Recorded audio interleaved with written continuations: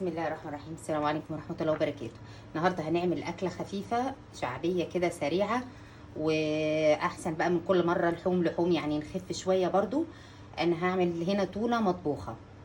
معايا هنا علبتين تونة وبصل شرايح، طماطم مكعبات، فلفل أي فلفل عندك مقطعاه، وليمونة وزيتون مخلي. الزيتون ده اختياري لو موجود عندك يعني، ونعناع جاف، وهنا معلقتين من الخل.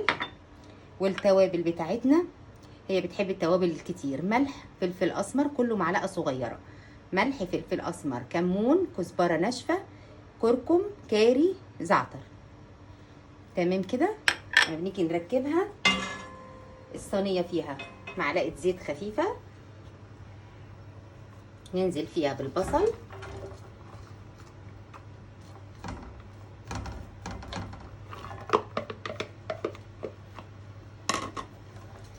نستنى لحد البصل بتاعها ما يدبل.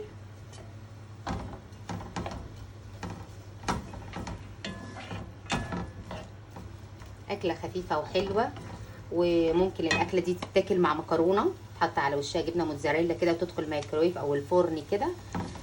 حلوة جدا مع المكرونة. تتاكل بعيش عادي، تتاكل بعيش سوري، تتاكل في كريب. أي الخلطة دي ممكن تعملي بيها حاجات كتير. احنا بناكلها كده مثلا مع أكلة شعبي كده، نعمل جنبها شكشوكة مثلا، بتنجان مقلي وعيش كده وتتاكل يعني. اي تحبي زي ما تحبي، جنب مكرونه بعيش زي ما تحبي.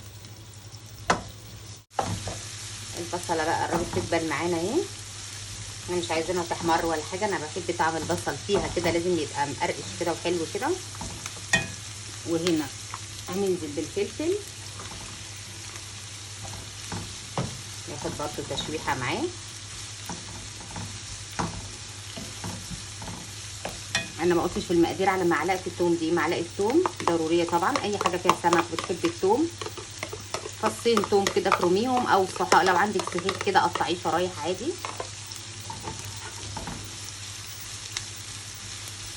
انا مش عايزه الحاجه تتحمر معايا، انا عايزاها كده بلونها تاخد بس تشم النار.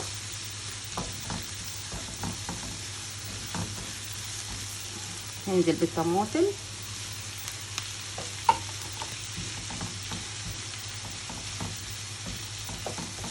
كل ده يدبل معانا.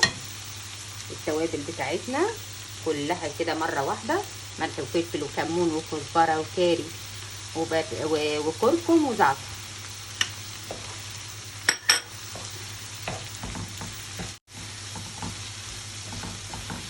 كل ده بقى هتشم ريحته بقى مع الخلطه دي بقى، مع البصله ريحه بقى جنان جنان تحفه.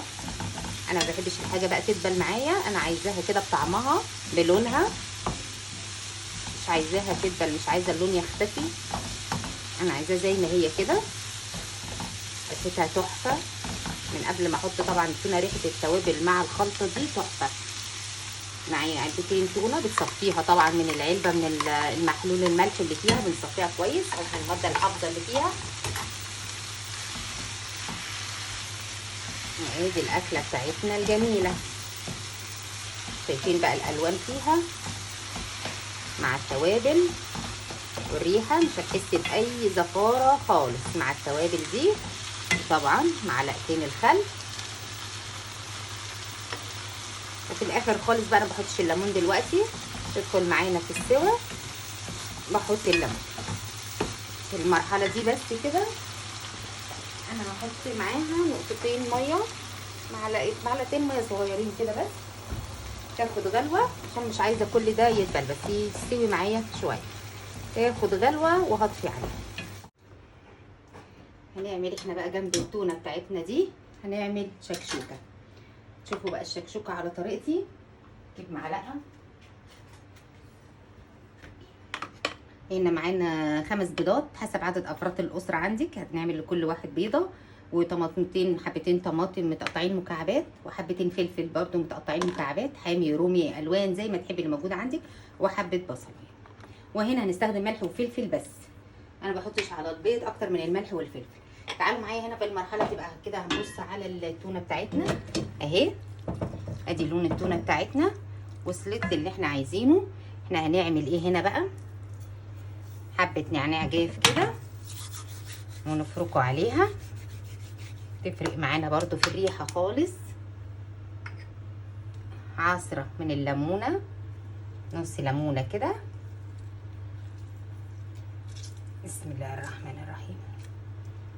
وزيتون، زي ما قلت لك الزيتون ده بقى ايه لو موجود عندك، يعني حاجة اضافية كده. تمام. وهي دي بس طبق التونة بتاعنا بالطريقة اللي انت شايفاها دي. زي ما قلنا كده، تاكليها بقى بعيش، تاكليها بمكرونة، بتبقى جميلة جدا. تعالي بقى نشوف البيض.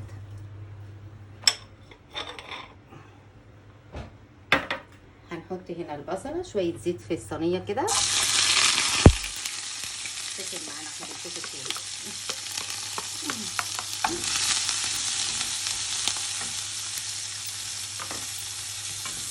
نفس البوتاجاز ولا عادي عادي، ده عادة فيا عادي. نشوح البصلة كده على السريع برضو، مش عايزاها تدبل. الحاجات دي الاكل الحرش ده بيحب طعم البصل. والفلفل،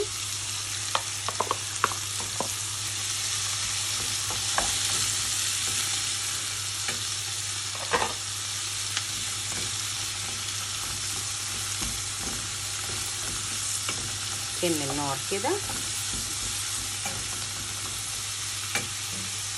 الطماطم بتاعتنا انا بس هشيل الطماطم بس تاخد يعني تدبل بس ثواني. يعني الطماطم انا هسيبها تدبل معايا شويه. نشوف بقى كده الطماطم بتاعتنا اهي بدات تدبل شويه. هننزل عليها بالملح والفلفل، معلقتين ملح حلوين كده، فلفل اسمر. بسم الله الرحمن الرحيم. تمام كده. نشوحها كده بقى، ملح والفلفل. الطماطم بتاعتنا بقى الدبل بتاعي بدات تنزل العصير بتاعها. معانا البيض هنا، هنكسر بيضه بيضه بقى كده. هنيجي نعمل ايه الطريقه دي؟ هنعمل كده حفره صغيره على قد البيض، واللي بعده انا بنزل بيضه بيضه بس عشان الجو حر للامان. وادي البيضه الثانيه.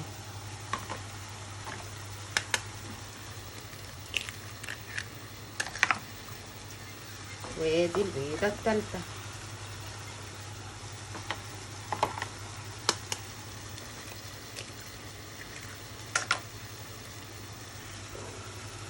بسم الله الرحمن الرحيم.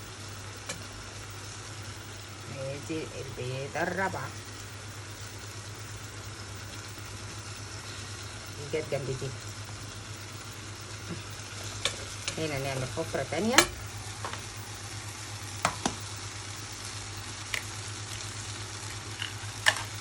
وادي البيضه الخامسه. تمام. منقلبهاش بقى، هنسيبها زي ما هي كده. هنوطي النار عليها خالص لتحت كده شويه، ورشه من الفلفل الاسمر البسيطه كده فوق كل بيضه كده عشان الزفاره وعشان برضو المنظر. رشه من الفلفل الاسمر بس كده بسيطه، وهي فيها ملح بس. وهنوطي عليها النار خالص، وممكن تحطي صاجه تحتيها ونسيبها لما تستوي. ادي البيض بتاعنا اهو بعد ما استوى. انتي بتهدي النار عليه خالص، تتغرب بقى البيضه كده مستوي وشارب من الخلطه وطعمه جميل. احلى بكتير من الشكشوكه اللي بنقلبها كلها ببعضها كده زي بتاعه مطاعم الفول. ودي التونه بتاعتنا اهي بالشكل بتاعها اهي، الزيتون والنعناع والزعتر والريحه بقى الجنان. ادي الشكشوكه والتونه.